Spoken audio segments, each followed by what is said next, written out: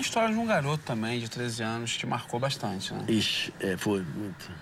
Quando logo eu comecei como professor, dava aula de história, numa escola aqui em Belo Horizonte, da elite. E tinha uma turma, havia um aluno muito especial, que era o Álvaro, e toda vez que eu lembrava que eu ia dar aula na sala do Álvaro, eu parava tudo e ia estudar. Estudar, porque eu falei, amanhã eu tenho aula com essa turma, esse cara vai estar lá, e ele vai me botar na parede, porque ele lê muito mais do que eu. Ele é muito mais estudioso que eu. E um menino simpático, bonito, tocava flauta, jogava futebol, não morava, não tinha nada, nada. E um gênio, né? Garoto. Aí um belo dia eu chego à escola e alguém falou, olha, temos um problema. Eu falei, o quê? O Álvaro morreu. Eu falei, como morreu? Um menino de 14 anos não pode morrer. Assim, vamos pro velório dele. Chegamos no velório, aquela confusão, chegou um casal próximo de mim e falou assim, olha, nós somos os pais do Álvaro. O senhor professor Tião Rocha? Eu falei, sou eu. Eu falei, o que aconteceu? Eu falei assim, o Álvaro. Eu falei, o que aconteceu com o Álvaro? Eu falei assim, se matou. Ontem à tarde ele se jogou do alto de um prédio. Eu falei, por quê? Eles falaram, não sabemos, né? Eu falei assim, então nós vamos perguntar pro senhor, professor, por que o Álvaro matou? O pai falou assim, minha mulher falou assim, olha, quem vai responder isso para nós é o professor Tião Rocha. Ele adora o professor Tião Rocha.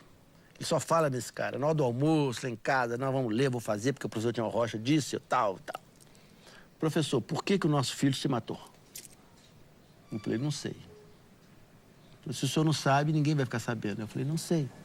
Desculpa, mas eu não sei. Né? E aquilo me marcou pro resto da vida. Né?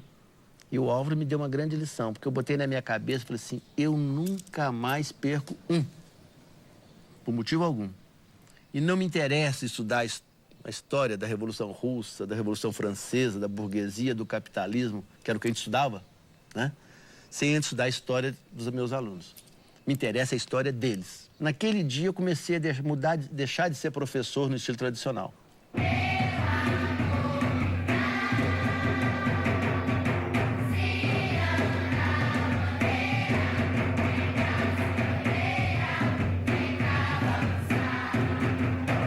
Regina, você é uma das fundadoras do Grupo Ponto de Partida e acabou aportando essa tecnologia social, cultural, que o Ponto de Partida traz 30 anos de história, de carreira, para os meninos de Araçuaí. Quando começou, há 13 anos atrás, Tião começou a trabalhar em Araçuaí, eles tinham um coral de 40 meninos que queriam ir a São Paulo devolver para a Natura o patrocínio. A Natura foi a primeira patrocinadora do CPCD em Araçuaí.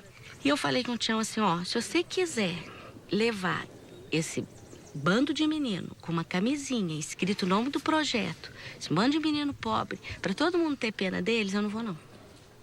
Agora, se você topar que eu trago os meus figurinistas, os músicos, preparadora vocal, e que a gente trabalhe eles para eles chegarem lá e todo mundo ficar admirado com eles, aí eu topo. Artisticamente, inclusive, né? Porque o meu ofício é a arte. Eu tenho um compromisso com o resultado final. Porque a arte, ela comove e move, né?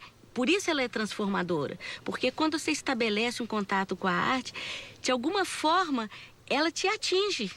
E eu nunca acreditei que as pessoas precisam ficar comovidas pelo que você não tem. Eu acho que as pessoas precisam ficar comovidas pelo que você tem. Pelo que você tem de melhor, sabe? Todos aqueles meninos têm coisas maravilhosas. Então, eu quero realçar o que eles têm de lindo. Não o que falta neles. Você é da primeira geração dos meninos de Araçuaí. Primeira geração. Você entrou com quantos anos? 10 anos. Você lembra o ano que você entrou? 98. 98? É. O que mudou na sua vida de 98 pra cá?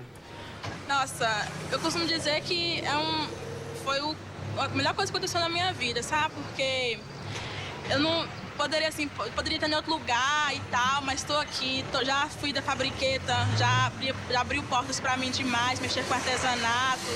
A metodologia do ser criança, que eu comecei lá, é uma coisa assim que a gente leva para a vida, que é uma coisa de conversar, é a roda que você sinta, você aprende a escutar as pessoas. Isso aí é uma coisa que você juntar, sabe? Você leva para sua vida. O dia que eles se viram de figurino, os meninos começaram a desfilar, os homens.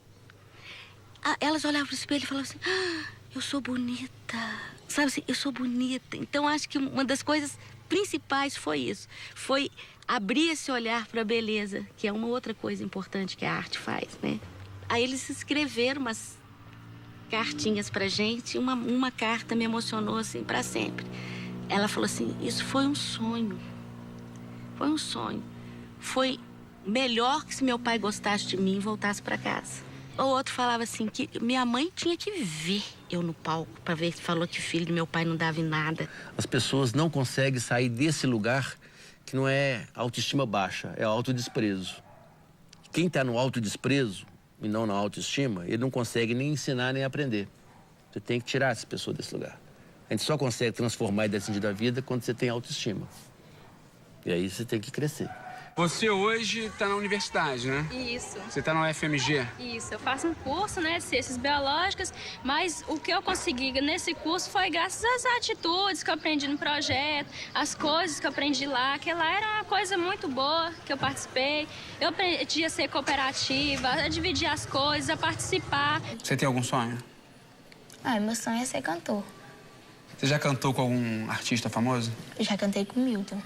A gente estava no terceiro espetáculo, o Marcos me telefonou e falou assim, Regina, você topa fazer um espetáculo com os meninos de Araçuaí, o Ponto de Partida, e a obra do Milton e o Milton? Eu falei, uai. Não dá, não quero. quero. Era pra gente fazer 4 espetáculos. E aí a gente ficou 4 anos junto. Viajando. Qual era o nome do espetáculo? Ser Minas Tão Gerais.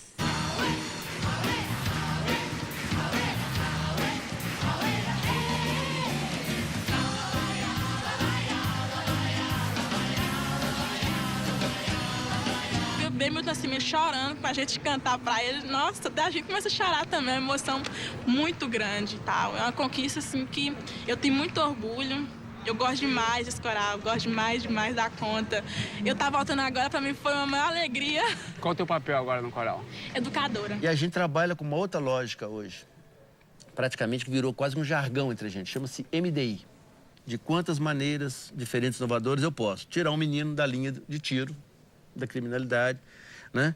Ou garantir alfabetização plena para essa turma, ou não perder isso, ou garantir aumento de produtividade agrícola, etc, etc. E isso tudo, eu aprendi lá em Moçambique. Né? Foi os velhos moçambicanos que me ensinaram isso. Que para educar uma criança, ou para salvar uma criança, é necessário toda uma aldeia. Então hoje, a minha função hoje é principal, todos os projetos, é pensar isso.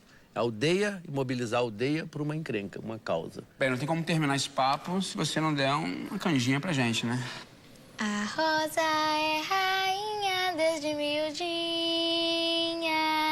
cercada de carinho, protegida no seu reino por folhas e espinhos. Seria cantora se não fosse rouca, seria oradora se não falasse baixinho. Mas quanta elegância na sua roupa de gala, e que rara fragrância o seu hálito exala.